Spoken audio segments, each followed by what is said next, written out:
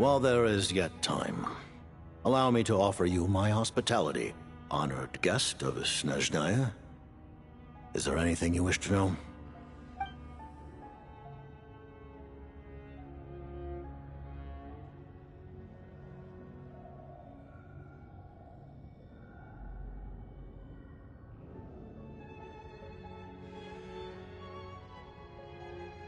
I remember hearing the term Mistelton from Columbina. Yeah!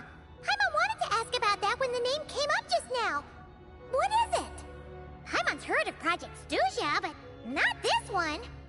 As you know, Project Stuja is a series of measures enacted to consolidate our nation's resources, the greater purpose of which is to serve Project Mistelton. Many of the things you have encountered thus far are essentially for the advancement of that project. This includes the Kuvaki Experimental Design Bureau in Notdry. Researching Kuvaki was merely a facade. Its core objective was to use local resources and research findings to build Mistelton itself. And that's a weapon built for the final battle against the Heavenly Principles, isn't it? Huh? How did you know that? I was given some intel, and I made some deductions. Wait. You must mean that thing over there. Oh, Paimon's gotta take a closer look at this thing. Especially after you guys sent so many people to Notdry to work on it. Kuvaki alone will not break through Celestia's defenses, let alone challenge the Heavenly Principles. The Heavenly Principles are no doubt accustomed to combating the power of the Light Realm, and elemental energy is simply the power of the human realm, converted to that form by the Heavenly Principles themselves. Any attempt to use this power against its creator would be a futile endeavor. For now, therefore, we have set our sights on the form of energy associated with the Third Descender and the Stellar Linchpins. This may hold the potential to allow Mistelton to contend with the Heavenly Principles. You could say that by reverse engineering the Stellar Linchpins to extract the energy within, we have obtained a source of anti-Celestia energy. The Kuvaki Experimental Design Bureau, Project Stuja, and the new energy experiments. Huh. So, Project Mistelton is what ties it all together. And it looks like your plan is almost complete. No wonder the Ruler of Death came after you.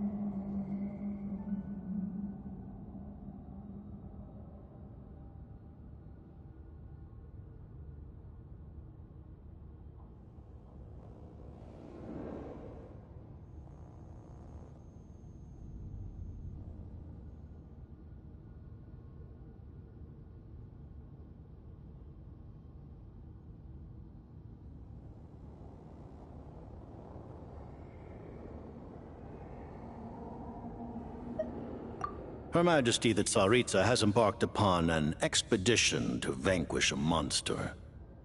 Were it not for this, I imagine she would have been delighted to grant you an audience.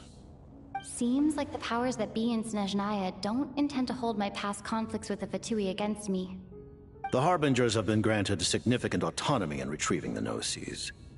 But by the same token, they do not completely represent Snezhnaya's official stance. You read my mind. Speaking of the Gnosis, Paimon's been dying to ask this question since forever. Why exactly does the Tsaritsa want to collect them? Is it something to do with the fight against the Heavenly Principles? The Gnosis will undoubtedly serve as a key bargaining chip when she confronts the Heavenly Principles. Beyond that, you had best ask the Tsaritsa herself. I am not sure if this information is mine to disclose. What do you mean, not sure? Don't you make the rules? You're the highest-ranking Harbinger! Ugh, never mind. Taking on the Heavenly Principles is something most people wouldn't even entertain in their wildest fantasies. Why is the Tsaritsa so fixated on this? Into that today, civilization is nothing but an illusion. Something whose very existence can be negated at any moment. Our civilization may very well be destroyed in the struggle, but as things stand, the Heavenly Principles could choose to negate our existence on a passing whim. And we must not sit back and accept that fate. Only by changing the state of affairs, only by overthrowing the Heavenly Principles, can our civilization truly be said to have taken root. Otherwise, the fate of the people of Conria and Hyperborea is a cycle doomed to repeat itself. Accepting potential destruction in return for getting to control your own fate. Furthermore, perhaps this is still somewhat difficult for you to understand. Are you aware that all the rules of this world are made up of curses? Huh? All of them? Paimon knows about the curse of death you mentioned, and the curse of immortality that you and Daneslip have. Then, the birth of the Hilly Churls, the rules of Natlan's Ode of Resurrection, those are curses too? Farina's long life seems to stem from a curse placed on her by Focalor as well. Yes. Even a god's love for humanity is a curse the Heavenly Principles inflicted upon the gods. What? The Tsaritsa has always had ample reason to hate the Heavenly Principles. If she can seize their authority, she will reconstruct the entire world, and when that time comes, humanity will be completely liberated from curses and lies. Look forward to it. It will be a world beyond your imagination. Though the ordinary people of Snezhnaya may not understand these details, in this frigid land locked in a ceaseless struggle against the environment, in this nation to which the gods have never shown favor, we all believe that standing in solidarity with the Tsaritsa in our shared struggle will surely usher in a new and better world.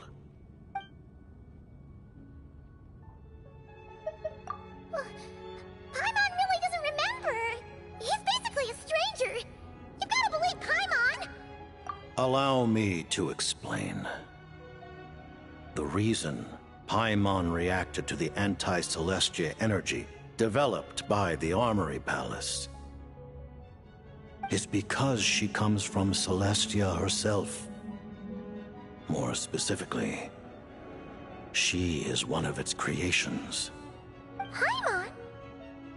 A creation of Celestia? Oh, right. I was blinded by anger earlier, but thinking back on it, Renova also said that Paimon is a creation of Celestia, but she lacks Celestia's power or authority. As you know, the lunar fragments in Nodcry were pulled down from the sky using Fatui technology. But the first application of this technology was in Conria over 500 years ago. I used this technology upon the heavens, and the response I received was none other than Paimon descending from Celestia. I presented her to the Vinster King, but he took no interest in this gift, nor did it satisfy him. Paimon then took up temporary residence in my palace until, of course, the arrival of the Cataclysm. Wait, Paimon's a little confused. You're talking about things that happened in Conria 500 years ago. You're saying Paimon was there for that? But Paimon doesn't remember any of that. Falling from the sky, being given away as a gift, none of it. Having lived through the Cataclysm, perhaps you too were burdened with some manner of curse. Although, losing your memories would indeed be the smallest price I've ever seen paid. But it's not just her memory from Conria. Paimon doesn't even know how she spent the last 500 years. She only has memories from the past few years. No matter how hard she tries to remember. What was Paimon like back in Conria? Did she know a whole lot because she came from Celestia? Was she super smart? Unfortunately, when you arrived in Conria, your consciousness was like that of a newborn infant. None could say what kind of being you once were in Celestia. During the time you lived in Conria, your personality was no different from how it is now. Ah, man! Paimon's plan to get her memories back and become super smart is ruined before it could even start. You know, even though Paimon lost her memories, she still feels weirdly close to you for some reason. That must mean you took pretty good care of Paimon back then, huh? On the contrary, I completely ignored your existence. I was entirely focused on my struggle against Troptatir the Wise. But now, as I see it, it is as if you are the only sane thing that survived that era of insanity. And thus, are worthy of protection. Noted. Man, Paimon's gotta stop projecting friendship on everyone she meets. But, Traveler? Even though you know Paimon's some creation of Celestia now, you still want her, right? You're not going to abandon her? Oh, phew! That's a relief.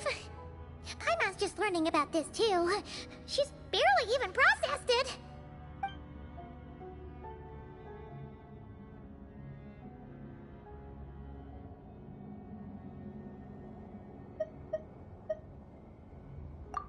Thank you for telling me so much. I'm a bit surprised, honestly. I didn't expect you to be quite so transparent with me. Given the circumstances, the Fatui need not hide anything from our allies.